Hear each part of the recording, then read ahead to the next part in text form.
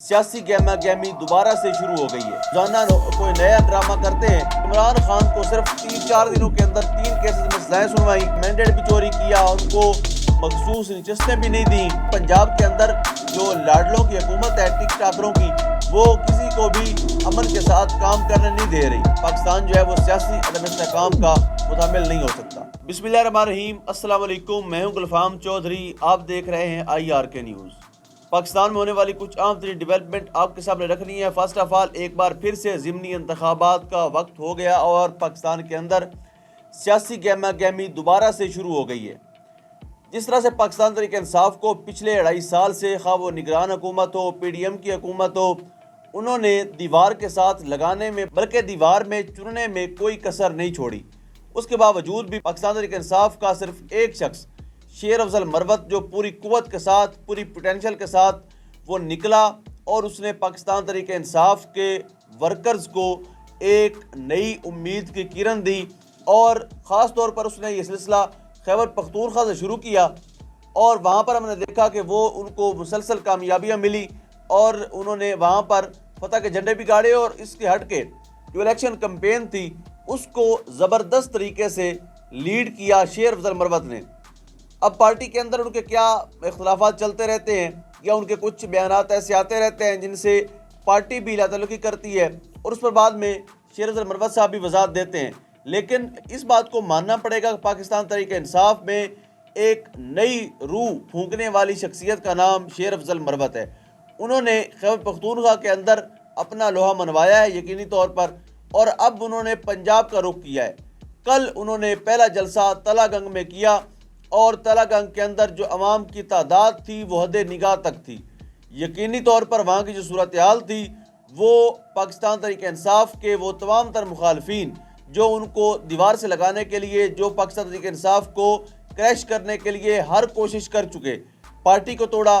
Family پر pressure ڈالا، عمران خان کو صرف 3-4 دنوں کے اندر 3 کیسز میں سزائیں سنوائیں، اور 31 سال کی مجموعی سزا بنتی ہے، اور روزانہ کی بنیاد پر ان کی پارٹی کے اوپر کوئی نہ کوئی نئی مصیبت وہ ڈھاتے ہیں، روزانہ کوئی نیا ڈرامہ کرتے ہیں، اور خاص طور پر ان کے مینڈیٹ بھی چوری کیا، ان کو مخصوص نشستیں بھی نہیں دیں، اور یہ سارا کچھ ہونے کے باوجود بھی وہاں پر جس طرح سے لوگوں نے پاکستان تحریک انصاف کو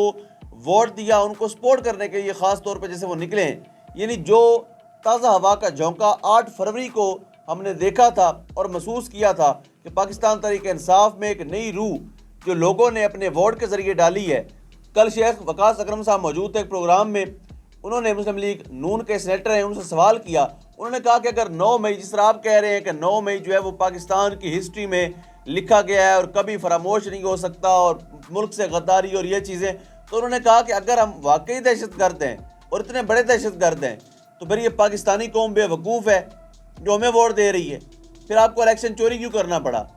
تو یقینی طور پر یہ بہت بڑا سوال بھی ہے کہ اگر آپ پاکستان تحریک انصاف کو اس طرح سے سوتیلوں والا سلوک کریں گے، چیف الیکشن کمیشن ہو، ملک کے سب سے بڑے عدالت کے سب سے بڑے قاضی صاحب ہوں،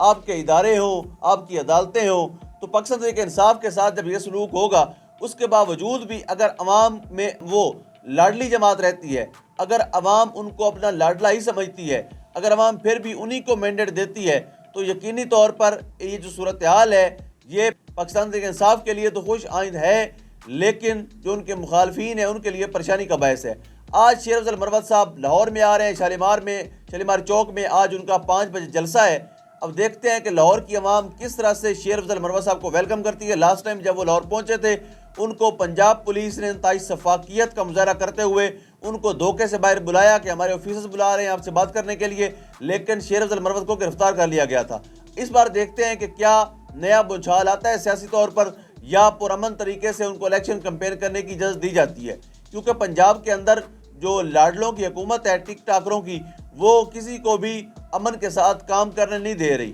لیکن پھر بھی دیکھتے ہیں کہ وہ سیاسی طور پر گریس کا مظاہرہ کرتے ہیں۔ کیا وہ پاکستان تحریک انصاف کے سیکنڈ لائن قیادت کو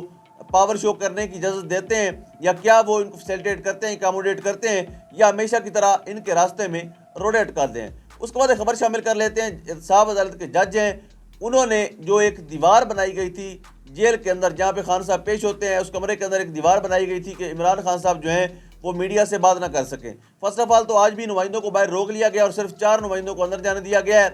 وہ بھی 4 جو لاڈلے ہیں کسی کے، ان کو جانے دیا گیا، باقیوں کو روک لیا گیا۔ اب یہ جو صحافتی ذمہ داریاں ہیں وہ سب نے ادا کرنی ہیں، وہ مجھ جیسے ایک ٹوٹے پھوٹے صحافی نے بھی کرنی ہے، اور موسٹ سینئر جو کریڈیبل جرنلسٹ ہیں انہوں نے بھی کرنی ہے۔ کورٹ رپورٹر جس کی بھی ڈیوٹی ہے وہ جائے گا، رپورٹ کرے گا کیس کو، لیکن اگر عدالتوں کے اندر یہ دورہ معیار ہوگا تو یقینی طور پر یہ صورتحال جو ہے وہ افسوسناک ہے، اور ایسی چیزوں کو باز آنا چاہیے۔ اس دیوار کو گروا دیا گیا ہے جو یقینی طور پر ایک خوشائند عمل ہے، اچھا عمل ہے۔ پارلیمنٹ کے اندر کل سے جو اجلاس چل رہا ہے، کل زرداری صاحب تقریر کرنے لگے تو وہاں پر جو اپوزیشن ہے پاکستان تحریک انصاف کی، جو اصل میں فارم 45 کے نتیجے میں اوریجنل مینڈیٹ لے کر پہنچے ہوئے ہیں، انہوں نے زرداری صاحب کو بولنے نہیں دیا۔ زرداری صاحب جیسے ہی خطاب کرنے لگتے تھے تو ویسے یہ اوورال اگر ہم بات کریں تو جمہوری روایات کے یہ خلاف ہے، لیکن اگر ہم پاکستان کی سیاست کی بات کریں تو اس میں عمران خان صاحب کے دور میں ان کو بولنے کی اجازت نہیں تھی اور کوئی نہیں بولنے دیتا تھا۔ جتنے بھی اپوزیشن والے تھے شور کرتے تھے، واک آؤٹ کرتے تھے، نعرے لگاتے تھے۔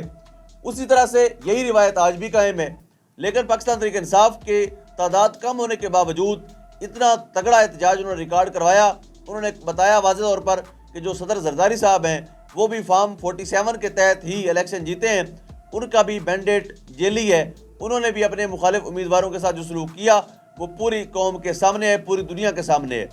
آج بلاول بھٹو اور آصفہ بھٹو نے واک آؤٹ کیا، اور پاکستان کی ہسٹری میں شاید پہلی دفعہ ایسا ہو رہا ہے کہ اپوزیشن اتنی تگڑی ہے، ان کا احتجاج اتنا تگڑا ہے، ان کا بیانیہ اتنا تگڑا ہے کہ جو حکومتی اراکین ہیں وہ ایوان سے واک آؤٹ کر کے جا رہے ہیں۔ یہ پارلیمنٹ کے اندر بڑی دلچسپ صورتحال ہے۔